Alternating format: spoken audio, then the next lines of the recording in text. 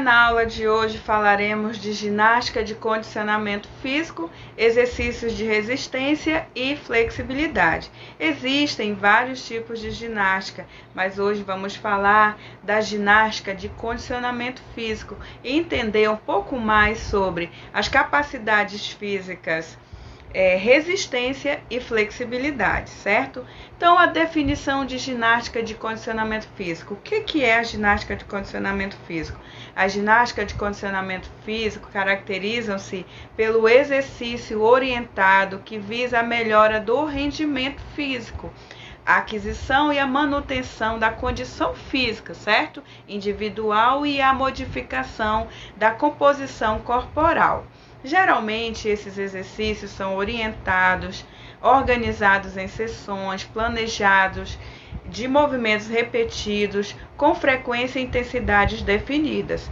Aprimorar as capacidades físicas por meio da ginástica de condicionamento físico traz muitos benefícios para a saúde e implementa um estilo de vida mais ativo que resulta em uma condição física melhor para a realização dos movimentos do dia a dia, nas tarefas aí do nosso cotidiano. Para que a prática de exercícios físicos resulte em algum ganho na melhora da condição física, é importante compreender a forma como se manifestam as capacidades físicas, as quais são definidas como ações musculares e qualidades motoras que estão relacionadas com a formação do nosso corpo e com a técnica dos movimentos, sendo seu desenvolvimento e aperfeiçoamento primordiais para a manutenção de uma boa condição física, ok? Então, são 6 as capacidades físicas, vamos conhecê-las: a força, a flexibilidade, a agilidade, a velocidade, a resistência e, por fim, o equilíbrio. As capacidades físicas estão presentes em nossos movimentos, seja nos exercícios físicos, seja nas capacidades físicas. É importante que todos usem essas capacidades também em ginástica de condicionamento físico, em razão dos benefícios proporcionados por sua prática.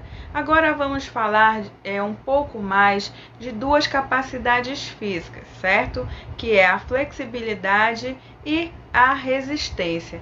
Primeiramente, vamos abordar sobre a flexibilidade como condicionante de performance física. A flexibilidade pode ser entendida como capacidade de mobilidade de determinada articulação em um ângulo completo, ou seja, a amplitude de um movimento dessa articulação.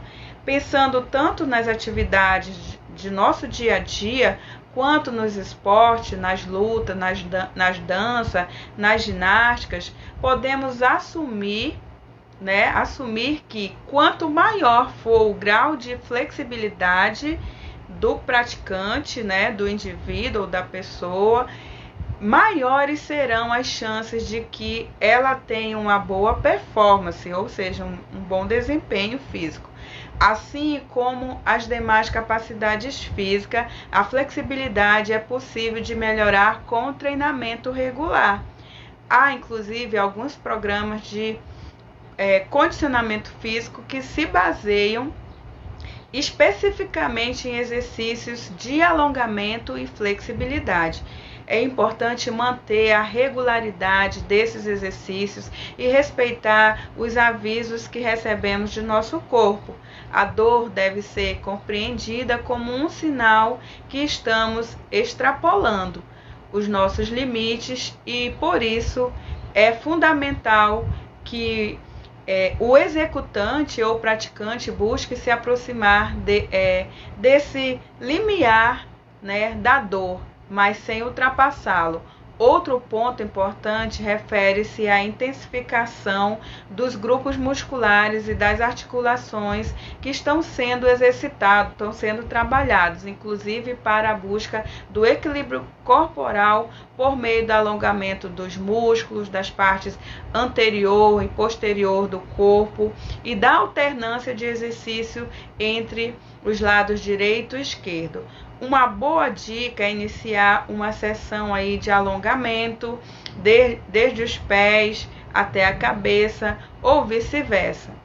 Agora vamos entender a capacidade física e resistência, né?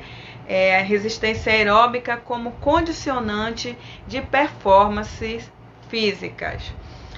A resistência aeróbica consiste na capacidade física que permite a pessoa manter um esforço de intensidade moderada por um longo período de tempo, equilibrando a captação e o consumo de oxigênio. Todas as capacidades físicas, né, que a gente viu lá atrás, têm como premissa, como princípio para sua melhora a prática de exercícios físicos regulares, sistematizados e organizados. Para que a resistência aeróbica seja melhorada, é preciso compreender as relações dessa capacidade física com a frequência cardíaca, que nada mais do que a quantidade de batimentos cardíacos por minuto. Super interessante isso. Então, como você pode estar verificando essa frequência cardíaca aí durante até a sua prática de atividade? No pulso, coloque os dedos indicador e médio esticados sobre a parte interna do pulso, logo abaixo da base do polegar. Faça uma leve pressão para sentir a pulsação.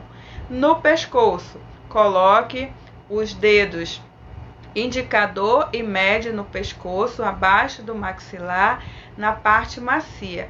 Faça uma leve pressão para sentir a pulsação e faça a contagem da pulsação durante 1 minuto para saber quanto está a sua frequência cardíaca aí durante a prática de exercício. Então, continuando sobre a performance de resistência, então é necessário observar que a melhora da resistência aeróbica só será efetiva se houver a prática de um programa de treinamento regular que respeite as limitações individuais e atenda aí os objetivos desejados com a prática dos exercícios físicos.